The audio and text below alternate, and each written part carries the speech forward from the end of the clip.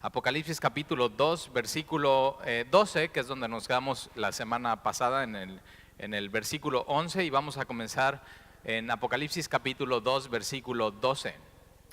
Jesús está hablando a las iglesias, son 7 iglesias y es en la zona de Asia, pero es Turquía. Y una de las cosas que vas a ver, y vamos a ver, si tú ves un mapa y pones Éfeso en el mapa, después al norte vas a tener Esmirna, y al norte de Esmirna vas a tener Pérgamo, y después de Pérgamo sigue Tiatira y Tiatira baja. Entonces lo que Jesús está haciendo es una U recorriendo un mapa como geográfico, pero nos hemos dado cuenta que no solamente Jesús está hablando a las iglesias en esa época, y no solamente a esa iglesia, sino cuando le habla a Éfeso, al final Jesús dice: quien tenga oídos para oír, que oiga lo que el Espíritu dice a las iglesias. Entonces no solamente el mensaje es para esas iglesias en particular, sino es para las diferentes iglesias en las diferentes etapas de la historia de la iglesia.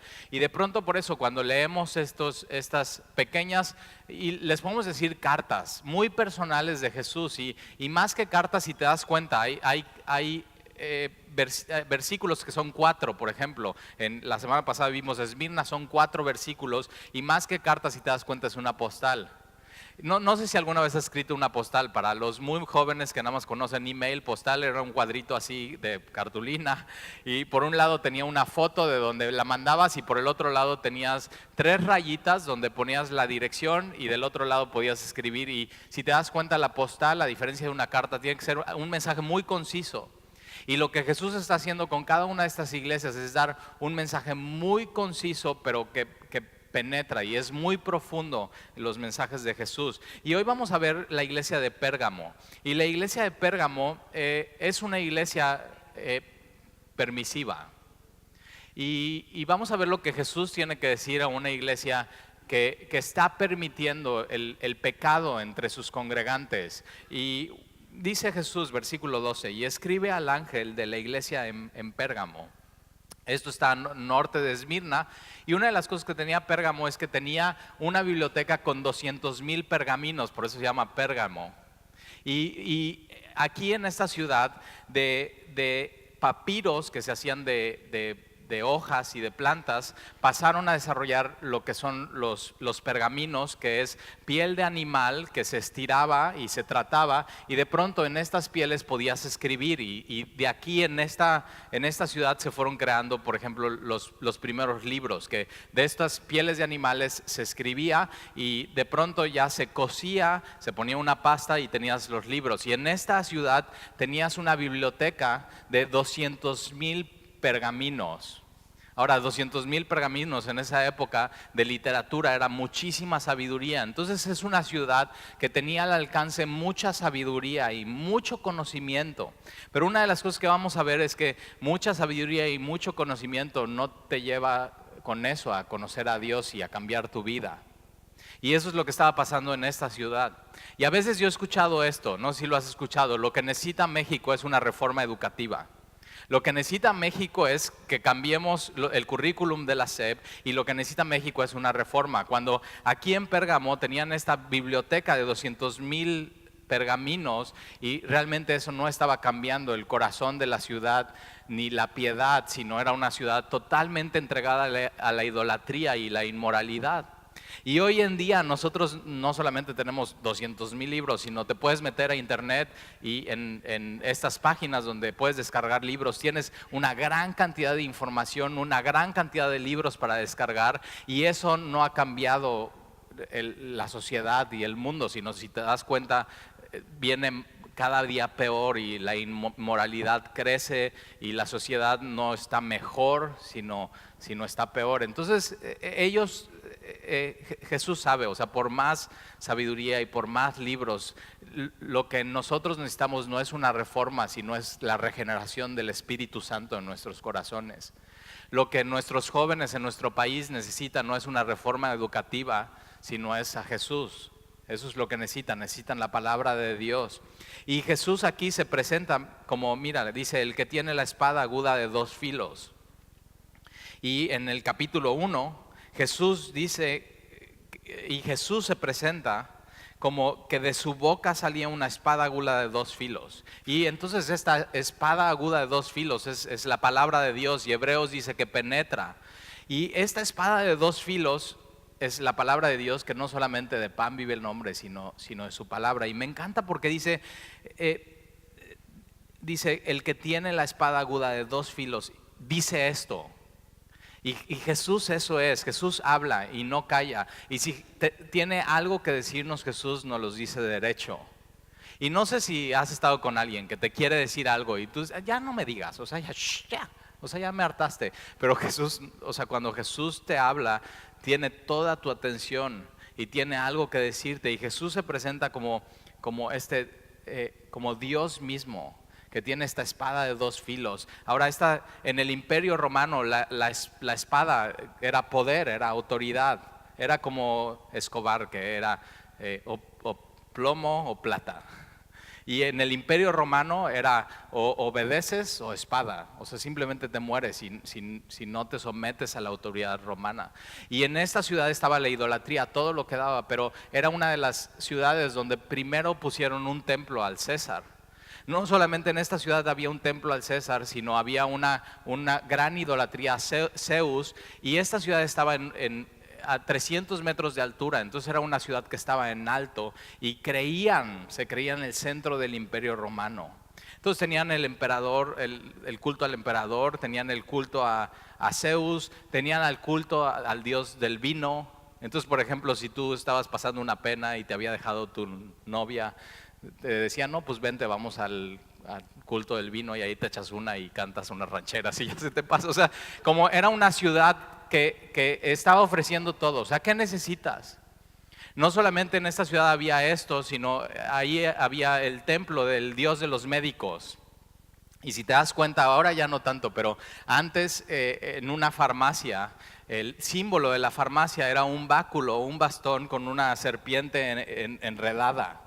Y en esta ciudad, entonces es eso, que te dejó tu novia, vamos al templo del dios del vino, y ahí ya te curas tus penas. O estás enfermo, entonces vamos al dios de los médicos, y en este recinto de los médicos había serpientes. Entonces tú te ibas a acostar y pues si te tocaba una o te picaba, era como si te tocara a Dios. Entonces fíjate, lleno de libros. Y hoy tenemos más información que lo que tenían antes. Hoy en día, estaba platicando esta semana con mi hijo Alan, y estábamos platicando, ¿qué es mejor, iMusic o Spotify? ¿Qué opinas tú?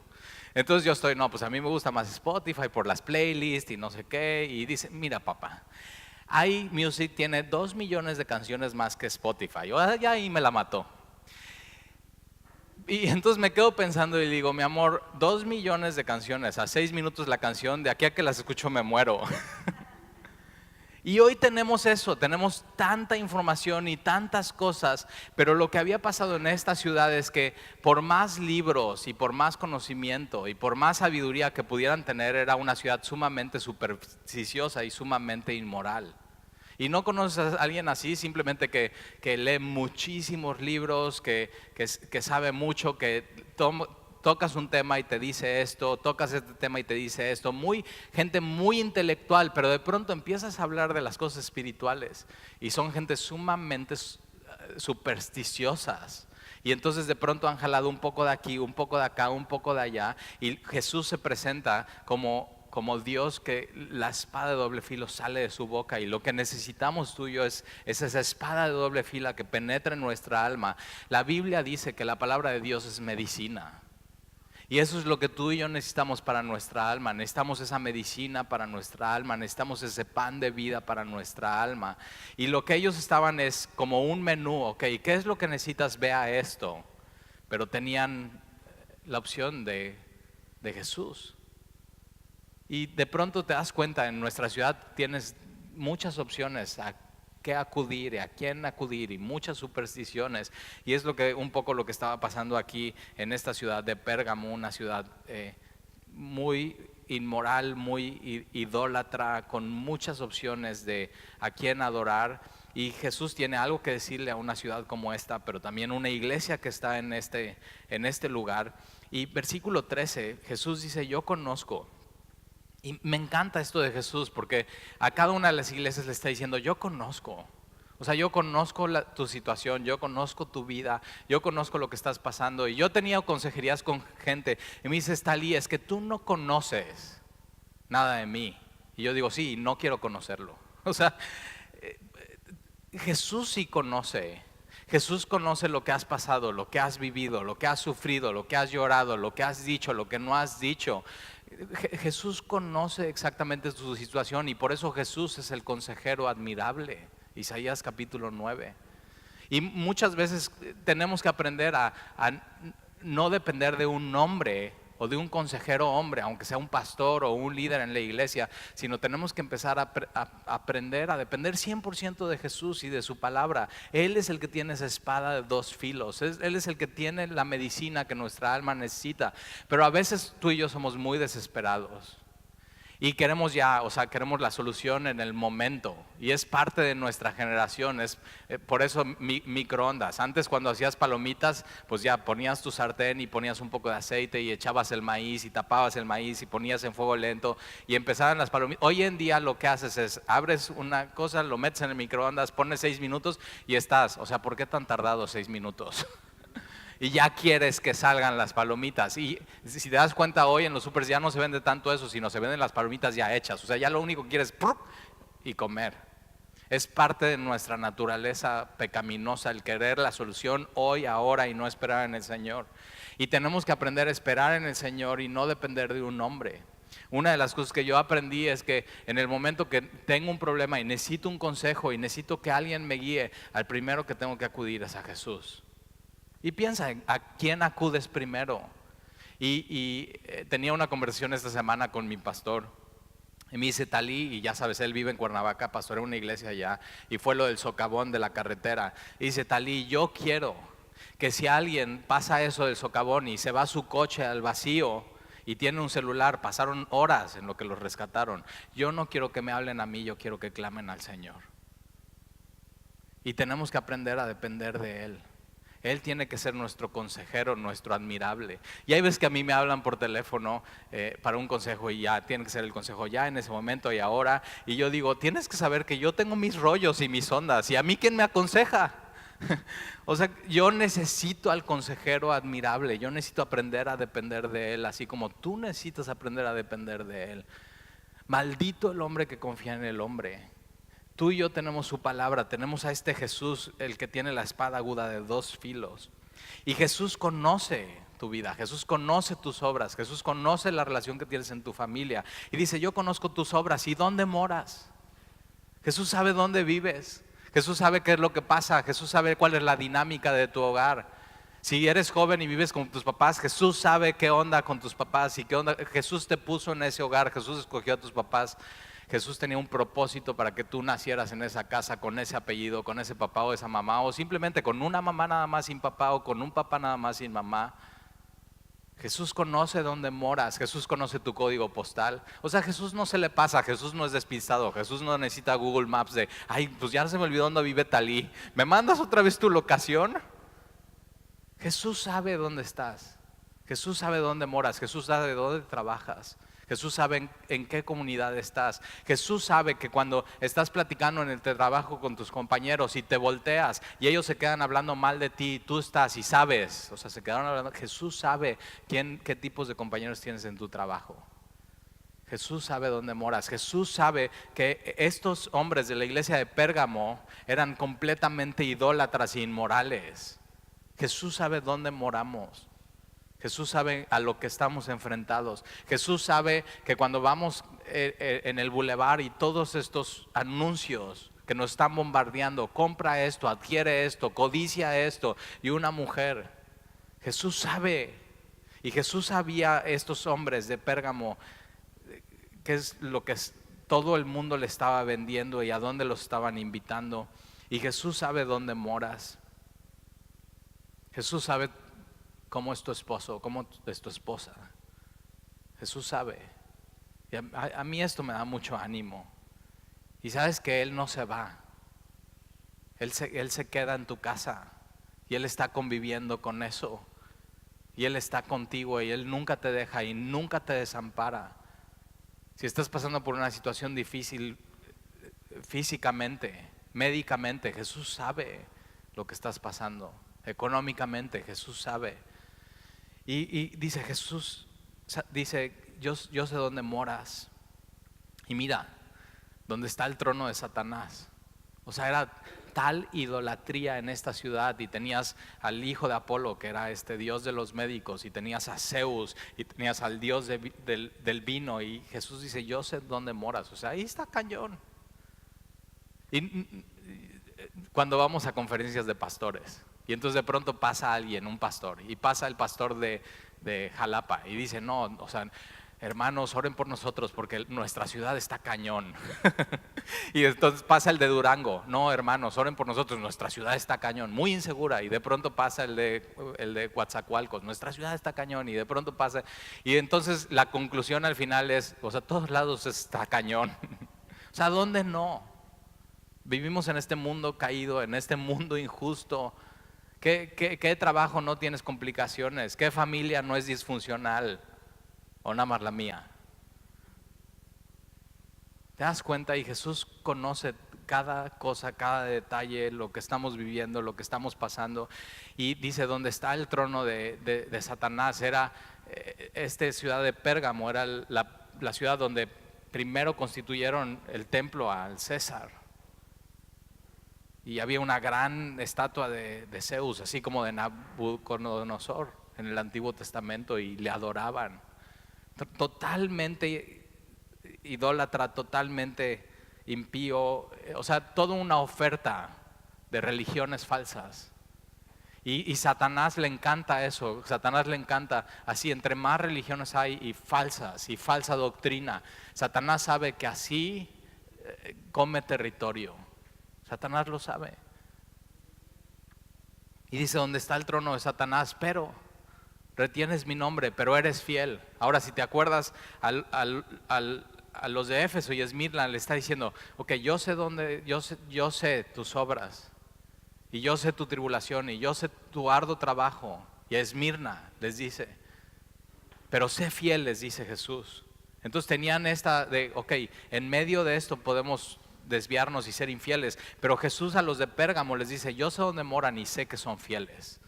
O sea, me encanta eso. Dios en cada una de las iglesias está diciendo, bien por esto, bien por esto. Es un buen consejero. Primero nos anima y después nos llama al arrepentimiento. Eso es Jesús. Su espada de dos filos que sale de su boca no es para dañarnos, es medicina para nuestra alma.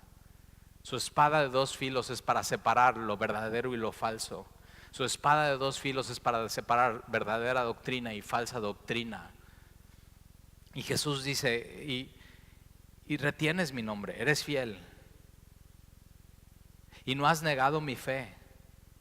Ni aun en los días de que Antipas, mi testigo, la palabra ahí testigo es mártir, mi mártir fiel fue muerto entre vosotros. Entonces hubo una época, hubo unos días donde se puso la persecución a tal grado que mataron posiblemente a uno de sus líderes, Antipas, o posiblemente al pastor de la iglesia. No sabemos nada de Antipas, lo único que sabemos es que fue un testigo fiel de Jesús.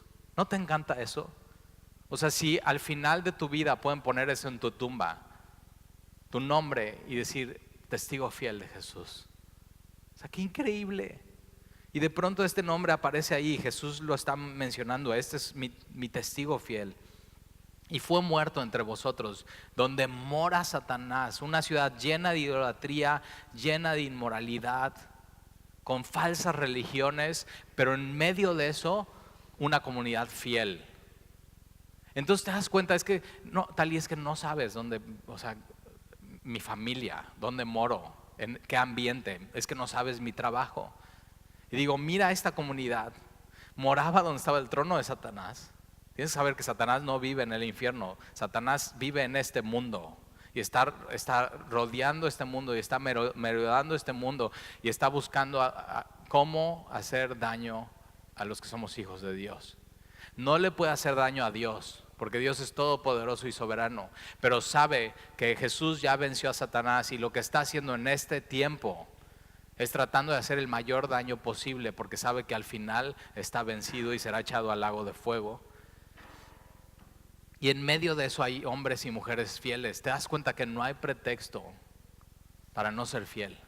En medio de esta ciudad así, llena de idolatría, de falsas religiones, de persecuciones, esta iglesia es fiel. Versículo 14.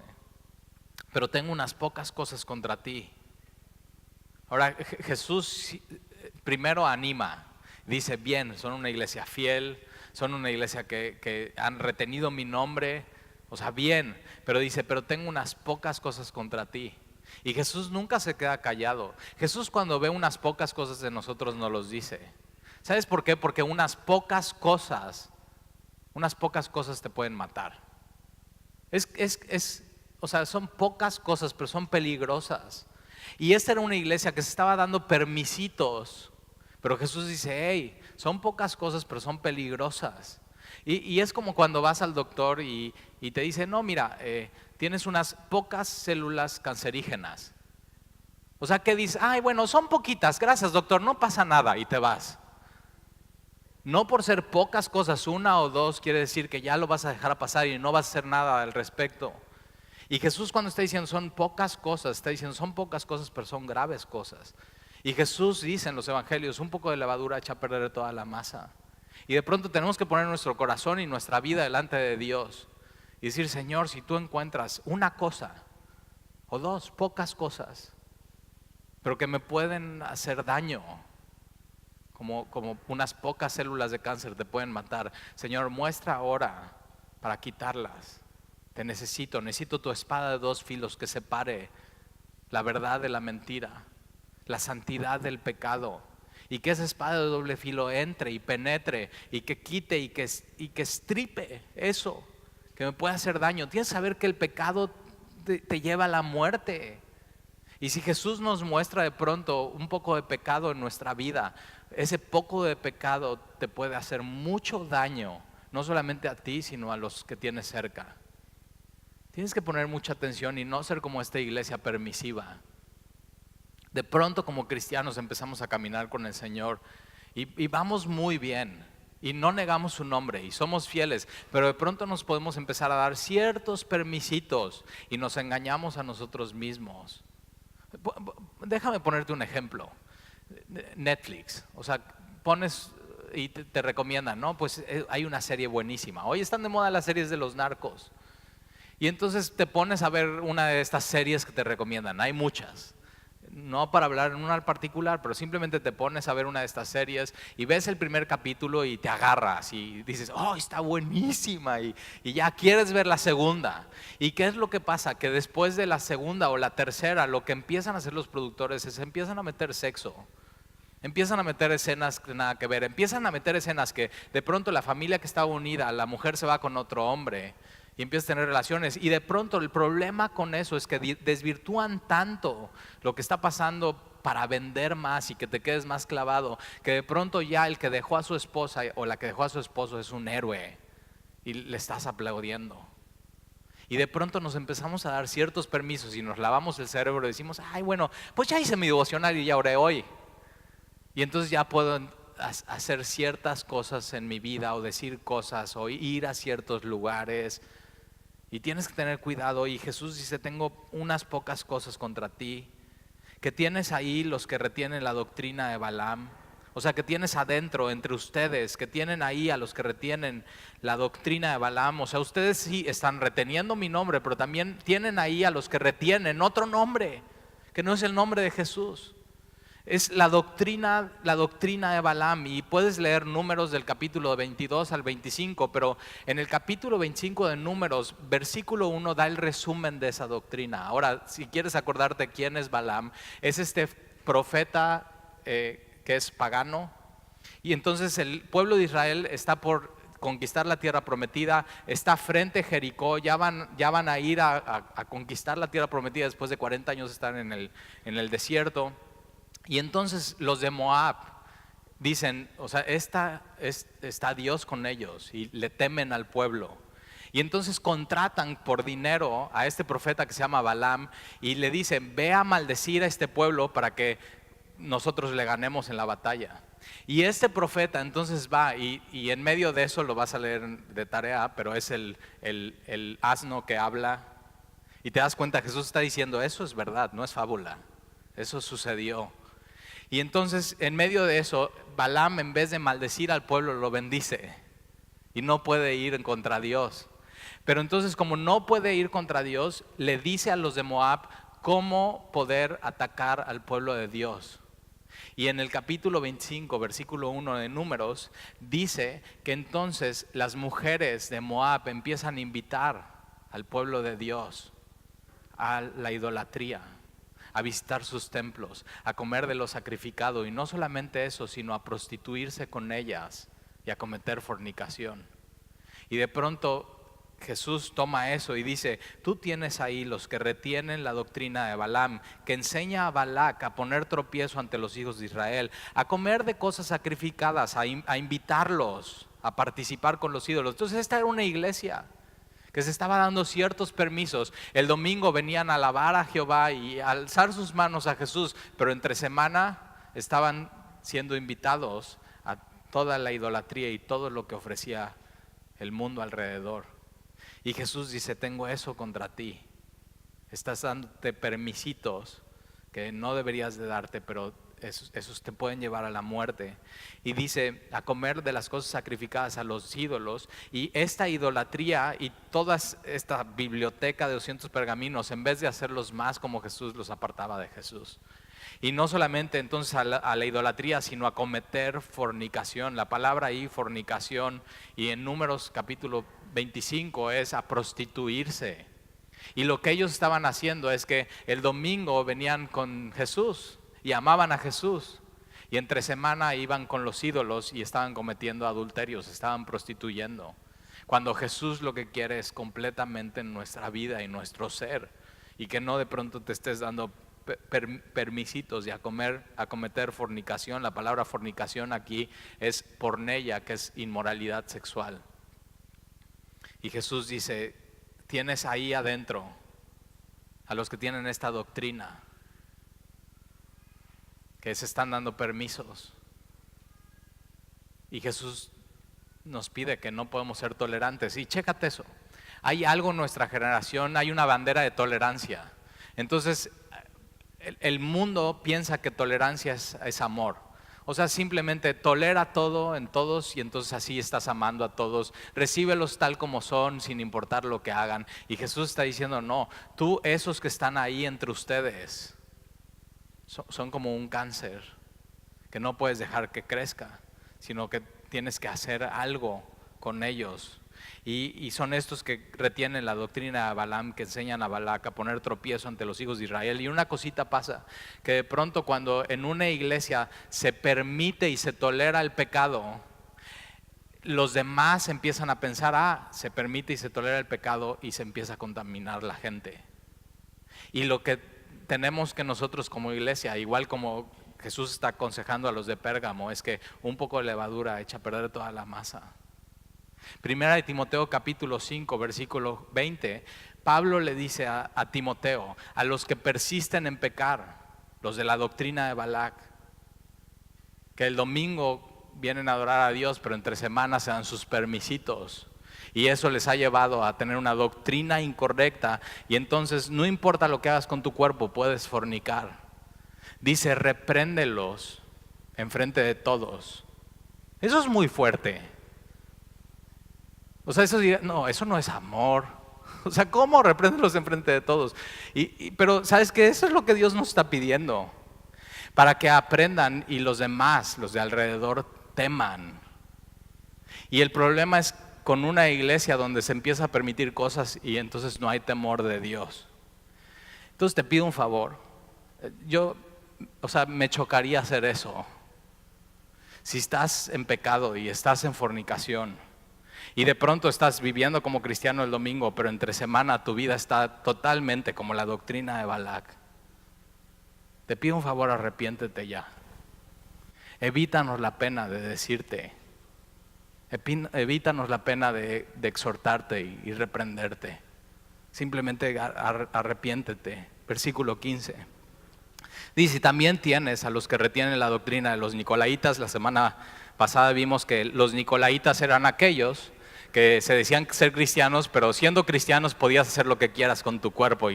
O sea, puedes ser cristiano pero ir al templo del Dios vino. Puedes ser cristiano y puedes ir al templo donde se están prostituyendo. Puedes ser cristiano y puedes vivir en adulterio. Y Jesús dice aquí que también tienes a los que retienen la doctrina de los nicolaítas. Ahora en Éfeso Jesús dice, o sea, les dice, bien porque ustedes aborrecen a los que tienen las obras de los nicolaítas como yo la aborrezco, pero en esta iglesia estaba pasando algo que simplemente los estaban dando la bienvenida, los estaban diciendo bien, los estaban tolerando, los estaban dejando ser. Y Jesús aquí dice, tengo estas pocas cosas contra ti, que tienes a los que retienen la doctrina de los nicolaítas, la cual yo aborrezco. Versículo 16, por tanto, arrepiéntete. O sea, me encanta eso de Jesús, ¿te das cuenta? Primero les echa porras, son una gran iglesia. Después les dice qué es lo que está mal y qué es lo que les puede hacer daño como iglesia. Y después da la solución Jesús y dice la solución es arrepiéntete. Ahora, si te das cuenta, el texto no está diciendo arrepiéntete si tú estás en adulterio y en fornicación y estás coqueteando y te estás dando permisos con el mundo. Eso es lógico. O sea, esa es doctrina cristiana 1.1. O sea, si no estás casado, cásate. Si no, sepárate. Si estás en fornicación, arrepiéntete, deja de fornicar. Si estás mintiendo y estás robando, deja de mentir, deja de robar, consíguete un trabajo. Eso es básico. Pero aquí Jesús está diciendo a la iglesia, si eso está pasando en tu iglesia, arrepiéntete como iglesia de permitir y tolerar eso. Permitir y tolerar el pecado entre los demás. Y por eso tú y yo tenemos que ser parte de esta iglesia que Jesús dice, tenemos que hacer esto. Si tú conoces a alguien en la iglesia que evidentemente su vida no está en la luz, que evidentemente su vida no es según la doctrina de Jesús, y chécate, la doctrina no nada más tiene que estar en la mente. Los de Éfeso, la doctrina la tenían en la mente, pero no había bajado de su corazón y habían dejado su primer amor. Los de Pérgamo, la doctrina estaba en la mente, había bajado de su corazón, pero no estaban viviendo según esa verdad. Estaban reteniendo el nombre de Jesús y uno de los nombres de Jesús dice Jesús, yo soy la verdad. Estaban reteniendo la verdad, pero no estaban viviendo en sus vidas esa verdad. Y Jesús dice arrepiéntete, y si tú conoces a alguien así, lo que tienes que hacer es exhortarle. Y tienes que sentarte con esa persona y tienes que decir, sabes que no, siendo cristianos y siendo hermanos, y te amo, y esto es gracia y esto es amor, sabes que arrepiéntete. Tienes que arrepentirte de tus pecados. Tienes que dejar eso. Porque unas pocas cosas, unas pocas células de cáncer te pueden matar espiritualmente hablando. Y si amas a la persona lo vas a decir. Y eso es gracia y eso es verdad, porque eso es lo que Jesús está haciendo como en esta iglesia. Jesús estaba lleno de gracia, lleno de amor y lleno de misericordia, pero la gracia, la verdad y la misericordia no se pueden divorciar de la verdad. Y Jesús les está diciendo a esta iglesia, por tanto arrepiéntete, pues si no vendré a ti pronto y pelearé contra ellos. No sé tú, pero yo no quiero pelear con Jesús. ¿Sabes por qué? Porque al final alguien va a ganar. Y créeme, no vas a ser tú. Si yo me peleo con Jesús, al final alguien va a ganar y no voy a ser yo, sino va a ser Él. Y Él tiene esta espada de dos filos. ¿Y tú y yo qué tenemos? O sea, ¿cuáles son nuestros argumentos? Es un espadachín que se dobla. Y Jesús dice, arrepiéntete, porque si no vendré y pelearé contra ellos. Entonces, si tú amas a esa persona y tú ves que está caminando en pecado y su doctrina está errada y no es la de Jesús, sino es la de Balaam y es la de los nicolaítas, tú tienes que ir con la palabra de Dios, la espada del Espíritu, y tienes que decir, sabes que te amo, pero eso que estás haciendo es totalmente en contra de lo que tú y yo creemos, y yo no quiero que Jesús venga y pelee contra ti.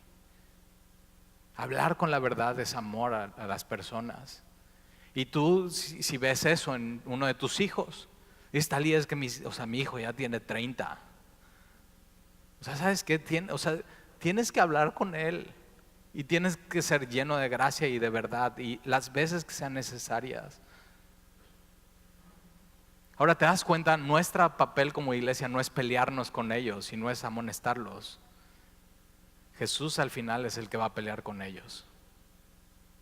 Pero nosotros, mientras seamos iglesia, tenemos que seguir las instrucciones de Jesús.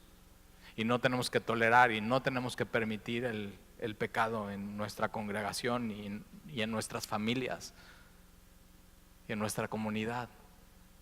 Tenemos que ser fieles en eso. Tenemos que seguir.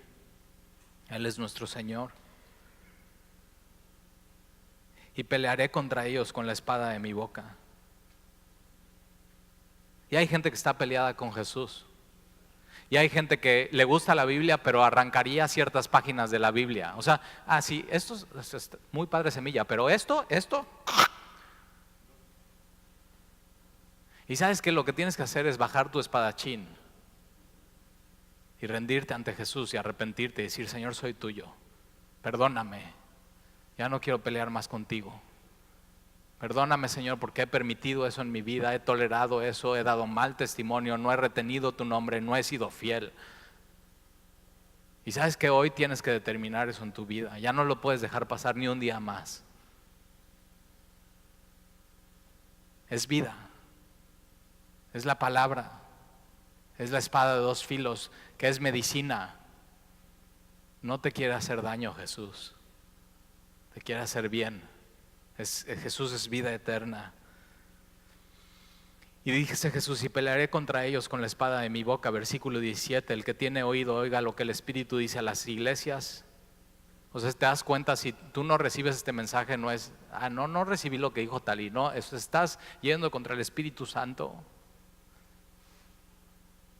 Estás peleando contra Dios. Estás yendo contra su palabra, que es esa espada de dos filos en tu vida. Y Jesús dice, el que tiene oído, oiga lo que el Espíritu dice a las iglesias. Te ruego algo, no cierres tu oído del alma, escucha, esto es vida. Escucha lo que el Espíritu dice a las iglesias, a esta iglesia en particular, a ti en particular hoy, al que venciere. Ahora me encanta eso porque dices, Talí, eso está muy duro. Y Jesús lo que a continuación hace es derrama su amor en nosotros. Y mira esto es demasiada gracia, demasiada hermosura, y su benignidad tiene que derretir tu corazón y su benignidad te tiene que llevar al arrepentimiento. Mira lo que tiene Jesús al que venciere, al que retiene su nombre, al que no retiene la doctrina de los nicolaitas, al que no retiene la doctrina de Balaam, sino al que retiene su nombre, el que tiene oídos, oiga, al que venciere daré a comer del maná escondido. Ahora, si has leído Éxodo, el maná estaba escondido en el arca. Y para llegar al arca tenías que pasar por el tabernáculo y tenías que llevar al lugar santo. Del lado derecho estaba la mesa de los panes de proposición. Jesús dijo, yo soy el pan de vida. Del lado izquierdo está la luz. Jesús dijo, yo soy la luz. Y la única fuente de luz en el tabernáculo era esa luz, esa menorá 7, un candelabro. Enfrente estaba el incienso representando nuestras oraciones, pero había un velo, había una cortina y era gruesa. Y nadie podía pasar por esa cortina sino el sumo sacerdote una vez al año. Pero cuando pasaba esa cortina y se inclinaba y pasaba, estaba el arca. 2 querubines, no viéndose hacia ellos, sino viendo el propiciatorio, que era el trono de la gracia, el trono del perdón, el trono de Dios. Y abajo, si levantabas eso, estaba el maná escondido. Y Jesús dice, si tú vences, yo te daré de ese maná escondido. Jesús lo que está diciendo es que si somos fieles y retenemos su nombre, y no retenemos la doctrina de Balaam ni de los nicolaitas, sino que dejamos que su espada divida falsa doctrina de buena doctrina y escogemos la doctrina de Jesús, entonces tenemos acceso sin restricción al trono de la gracia y del perdón. Y ahí Él nos dará de comer ese maná. Y Juan capítulo 6, Jesús dice, yo soy el pan de vida. Si de mí comes, nunca tendrás hambre, jamás. Yo soy el pan que descendí del cielo. ¿Te das cuenta? Un día vamos a llegar delante de Jesús, vamos a tener acceso directo al trono de la gracia por medio de Jesús, y Jesús nos va a dar de Él mismo. ¿Cómo será eso? Si de pronto estás todo el tiempo pensando en ti, entre semana, eso se llama ensimismado. Y todo el tiempo estás pensando en ti y, ay, mira dónde moro, o sea, ve mi familia y ve los de mi trabajo y, y ve el calor y ahí estás, ¿dónde moras? ¿Dónde moras? Y todo se trata de dónde moras. Tienes que empezar a pensar en tu morada celestial, donde vamos a tener acceso al maná escondido, donde Jesús mismo nos va a dar eso de comer, nos va a dar a Él mismo, se va a entregar por nosotros. Y Jesús es el que venciere de comer del maná escondido. Y mira esto, y le daré una piedrecita blanca. Entonces vas a llegar. O sea, ¿te imaginas ese momento? En la mañana una mujer de 90 años se paró y dice, acabo de cumplir años, Talí, y yo ya quiero estar ahí. Y Jesús va a decir, estira tu mano. Y va a poner en tu mano una piedrecita blanca. ¿Nunca te han dado algo que no vale nada, pero tiene un valor sentimental y tiene un peso en tu vida y tiene recuerdos? Tiene un valor espiritual. Y Jesús va a poner esa piedrecita en ti y vas a estar.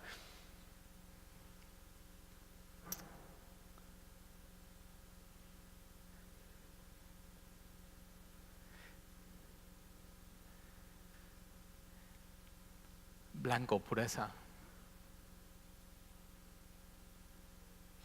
Blanco es sí. En estos tiempos el Imperio Romano, a los que ganaban una competencia les daban una piedrecita blanca para ir al podio. Ya llegaste, ganaste. Y es eso. Ahí está. Y blanco en un juicio. Si te daban la piedra negra es condenado. O sea, ya valiste. ¿Nunca fuiste al hacer el sorteo de los militares? Y era piedra negra, piedra blanca. Y ya si te tocaba valías, y si no, ya no marchabas, y si no te rapaban, y ahí estabas todos los sábados marchando. La piedra blanca es libre. La piedra blanca sí, es aceptación. Y ¿sabes qué? Deja de buscar en este mundo piedras blancas que la gente te dé. Si en Jesús ya tienes una piedrecita blanca, deja de buscar piedras de aceptación en este mundo. Deja de buscar piedras blancas de aceptación en otras personas. Y Jesús te va a dar esa piedra diciendo, sí, bienvenido, buen siervo y fiel. Retuviste mi nombre. Has llegado a casa. Pasa. Yo no quiero una piedra negra en mi mano. Yo quiero una piedra blanca, una piedrecita blanca. Y Jesús dice, al que venciere yo le daré una piedrecita blanca. Y en la piedrecita, escrito un nombre nuevo. Entonces vas a estar así con tu piedrecita y ya escuchaste hoy, eso va a suceder. Entonces cuando Jesús te la dé, va a estar, ¿qué dirá? ¿Cuál será mi nombre nuevo? ¿Te das cuenta? Solamente Jesús te da una nueva identidad. Solamente Jesús te da un nombre nuevo. En Cristo somos nuevas criaturas. Solamente Jesús te puede decir quién eres. No busques en este mundo identidad. No busques en este mundo que te digan quién eres. Solamente quien te creó te puede decir quién eres. Y Él va a poner esa piedrecita y va a tener un nombre nuevo.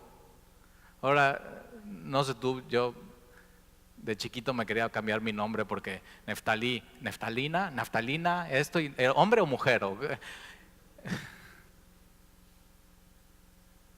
Pero Jesús en ese día nos va a dar un nombre nuevo y vas a agarrar así.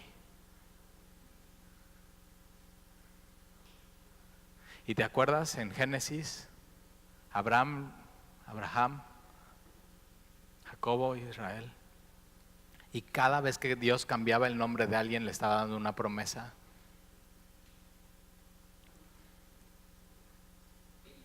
Y en la piedrecita escrito un nombre nuevo. ¿Te imaginas? ¿Cuál será tu nombre nuevo? Cuando llegue el cielo yo no te voy a decir mi nombre nuevo.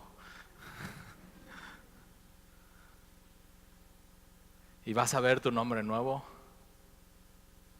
Y vas a ver a Jesús, piedra blanca, nombre nuevo. Y mira lo que dice: el cual ninguno conoce, sino aquel que lo recibe. Va a ser algo entre tú y Jesús, nadie más va a saber. Vas a estar, yo ya tengo, ¿tú? Oye, a ver, dime cuál es tu nombre nuevo. No, eso es entre Jesús y yo. Y eso quiere Jesús. Intimidad personal, cosas que tú y solamente Él conocen, que nuestra identidad solamente esté en Él, que no busquemos aceptación de nadie sino solamente de Él. Y la piedrecita blanca, lo que Jesús está diciendo es: eres mío, yo soy tuyo. Ese es Jesús. ¿Oramos?